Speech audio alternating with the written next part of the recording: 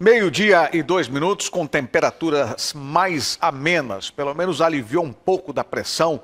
O que parecia ser uma sequência, parece que no dia de hoje foi quebrado. Aqueles calorões, aquela temperatura, aquela sensação térmica muito maior, parece que está chegando ao seu final. Pelo menos é o que a maioria das pessoas espera. Só lamento por aquelas pessoas que estão passando o seu período de férias aqui em Balneário Camboriú e que não vão poder pegar aquele sol, aquele solaço na praia. Mas final de semana pode ser que o tempo ainda tenha uma virada e volte o sol e principalmente as altas temperaturas. Hoje é terça-feira, dia 18 de fevereiro, Dia Mundial do Combate ao Alcoolismo. Se você conhece alguém que tem problemas de alcoolismo, aconselhe essa pessoa a procurar auxílio externo. É sempre muito bom e existem pessoas que foram treinadas e capacitadas para isso, para ajudar a vencer o vício do álcool. Infelizmente, em muitas famílias, ele acaba deixando alguns estragos. Vamos conhecer o que é notícia no TVC News desta terça-feira. Prefeitura de Camboriú dá desconto para pagamento do ITBI. CETRAN entrega parecer favorável à fiscalização de ciclomotores em Balneário. Deputados federais de direita recolhem assinatura para a abertura da CPI das estatais.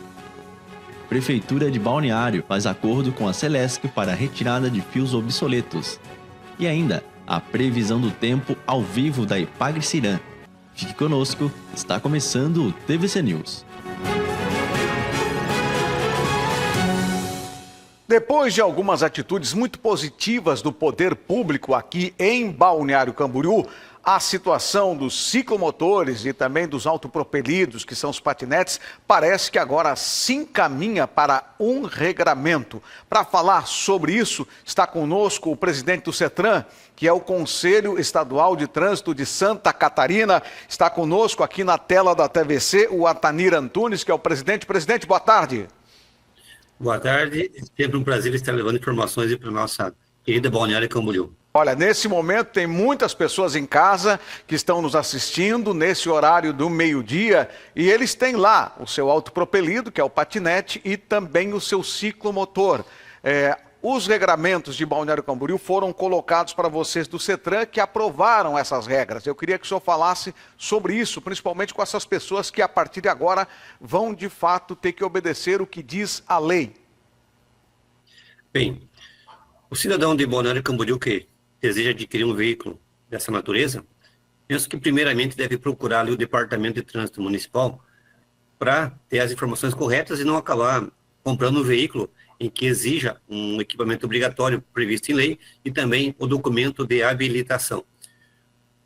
O Conselho Estadual de Trânsito, ao ser procurado pelo Departamento de Trânsito de Balneário Camboriú, porque aí o trânsito estava realmente um pouco bagunçado, tumultuado em razão dos ciclomotores que transitavam por locais indevidos e também pessoas inabilitadas, nós achamos por bem dar parecer favorável a essa fiscalização aí de Balneário Camboriú, e penso que hoje é modelo para todo o Brasil.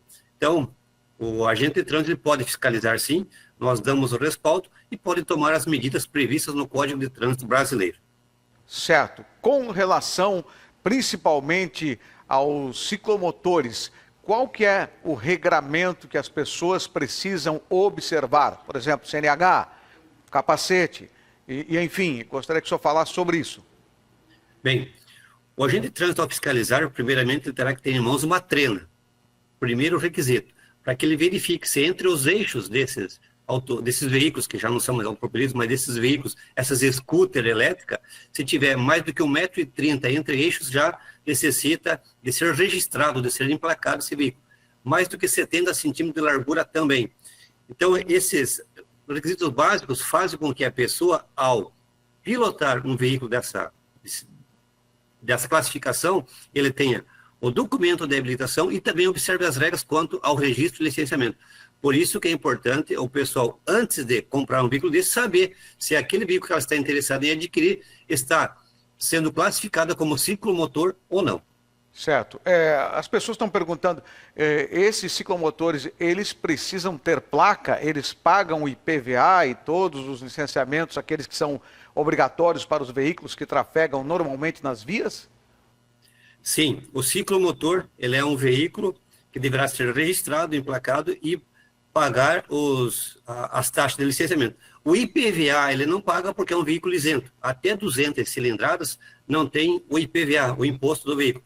Mas as demais exigências, quanto ao documento de habilitação e também os equipamentos obrigatórios, que é o farol, espelhos retrovisores, a luz indicador de direção, que são os piscas, lanterna traseira, placa, tudo isso precisa para o ciclomotor. Agora, presidente, as pessoas também estão questionando com relação à responsabilidade das lojas que vendem esses produtos. Por isso que é importante o cidadão saber o que está adquirindo.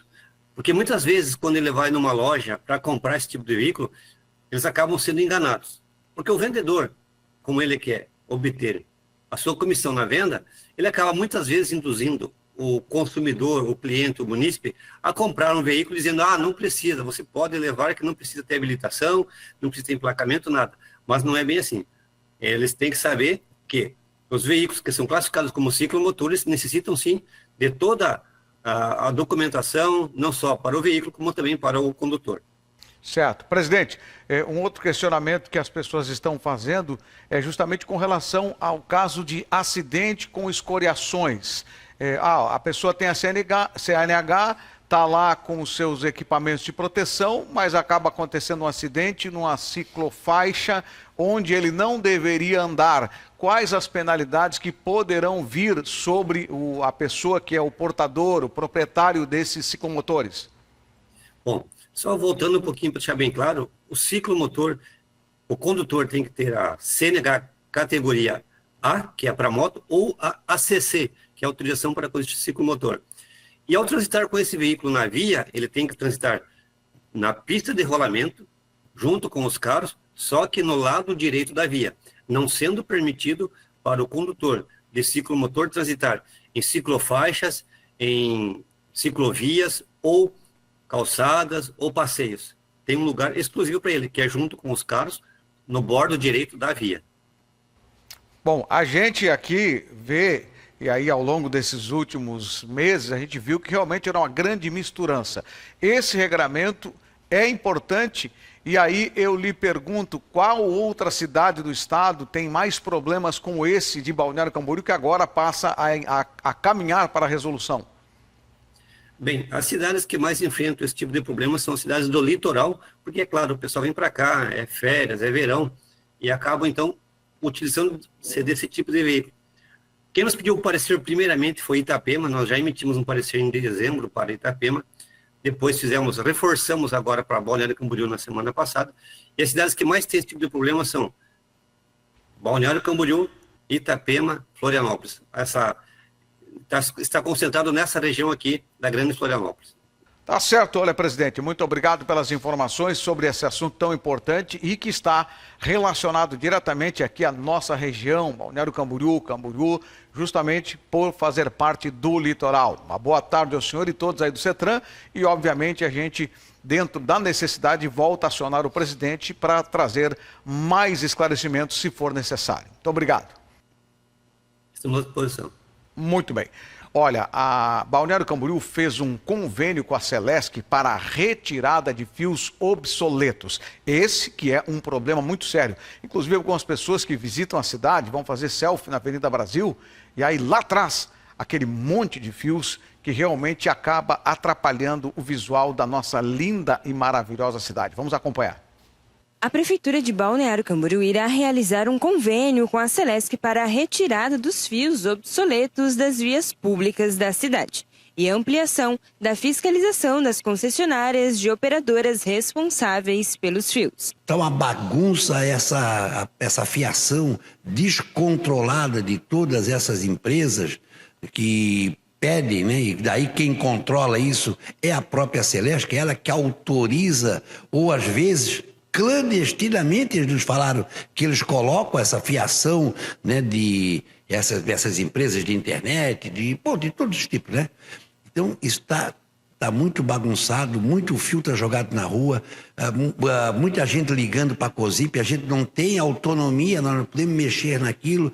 Então esse convênio seria muito bom, que seria como uma faxina, uma limpeza, porque com certeza a Celesc confirmou para a gente, mais de 60% daqueles fios que estão colocados nos nossos postes não tem serventia para nada. Além da remoção dos fios inutilizados, o rebaixamento da fiação da Avenida Brasil também está em debate, pois além da poluição visual causada pelos fios, a segurança também é uma preocupação. A Procuradoria do município, juntamente com a Celesc, estão finalizando o convênio para após iniciar os trabalhos de retirada dos fios.